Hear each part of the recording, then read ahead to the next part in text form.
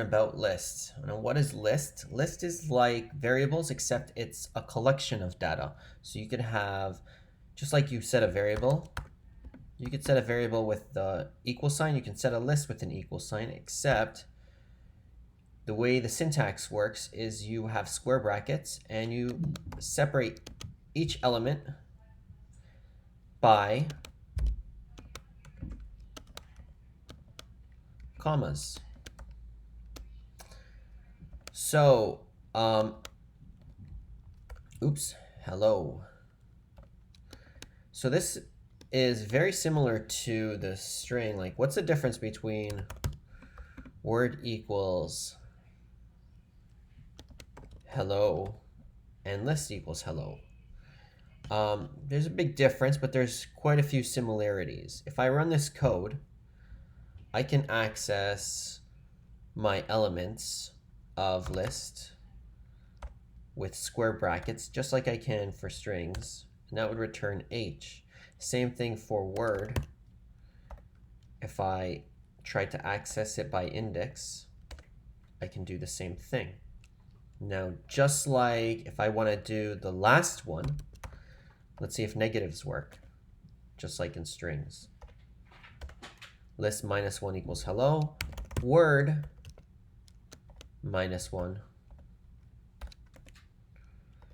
equals O. So it works very much similar to strings. What about if I wanted to get the length of LST? Well, that would equal to 5. 1, 2, 3, 4, 5. Even though the index starts at 0, 1, 2, 3, 4, 5. What about the length of word? It'd also give you 5, which is the length of our word. So lists and the syntax for lists and strings are very similar, except let's look to see if range works. Remember this for word? This is a string, remember? And we're going to go from the beginning to -1, which means include everything from the beginning, 0, index 0, to -1, but don't include the last one. And what do you get? You get hell. What about list? If we get a range, let's say to -1, the difference is we get a list of all the elements of our list. Okay, so that's the difference between the word, the string, and a list of a bunch of strings, is that each individual thing is an element of each character I set as an element of my list. Here's another difference between lists and strings, is that a string is immutable. What does that mean? That means we cannot change our string by index. And I know I spelt it string. So let's check that out. If I say something like word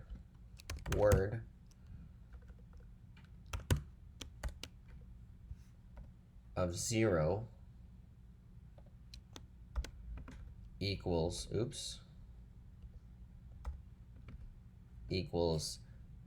let's say I wanted to change my word to jello, J. I can't do that, right? If I type out word, it's still hello. But I can do that for lists. List of 0, the index of our individual element is equal to J. Now I type out my list and I have a new set of values. Okay, so we can say that lists are immutable. And if you know any other programming languages, you should know that this is equivalent to or very similar to an array in a different language. Lists are mutable. We can change our list items by referencing our index. Okay, now another thing about lists. LST, we can set it equal to different data types. So I can set it equal to 1, I can set it to 2.0, which is a float. I can set it, this third value, to a float. I can call it a string, and I can do it in any order I want. I can call it, I can store anything in my list, any data type. So if I run it now, run my code, LST 0, it's 1, LST, let's say 2. Whoops, decline that. Sorry, I'm busy. That's true, etc., etc. So that's another thing about list. We already talked about accessing list items. How do I access list items? I access it by the index. Now, let's say I have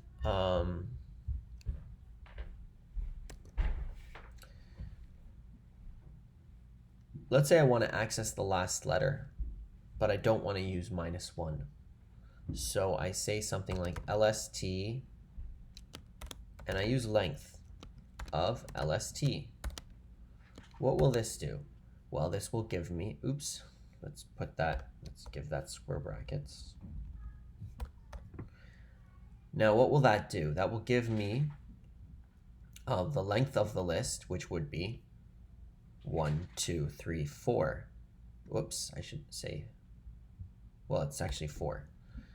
And, but my index 0, 1, 2, 3, 4 does not exist. So this would be an error, and it's a list index out of range error. So what I'd have to do is -1, which will give me my last item, which is the same thing as using -1 in the first place. So yeah, that shouldn't be, that should be a good reason for using it.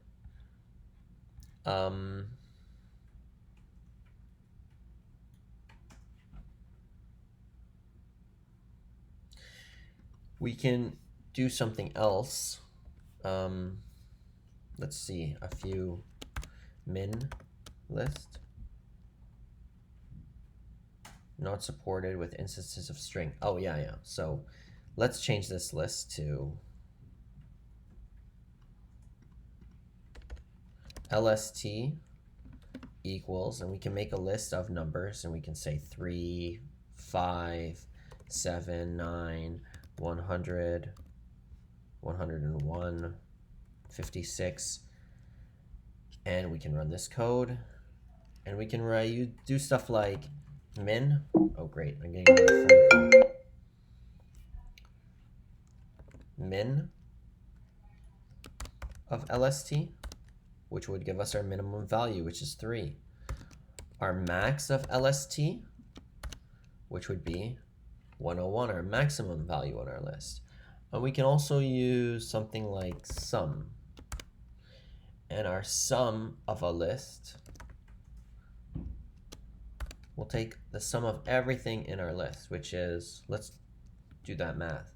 3 plus 5 plus 7 plus 9 plus 101 plus 56, which is 181. Okay, now what I want you to do is, these are all functions. What I want you to do for practice is create a function that takes a list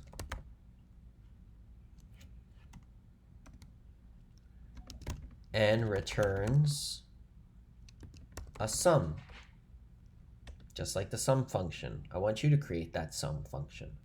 I want you to create the max function.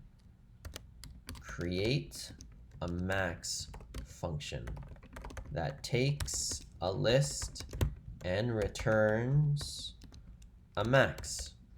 And then also, don't call it max, by the way. Call it maximum.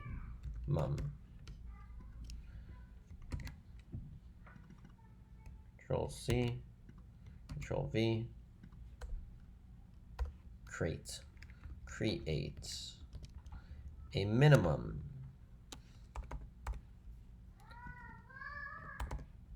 Okay, and that's what I want you to do.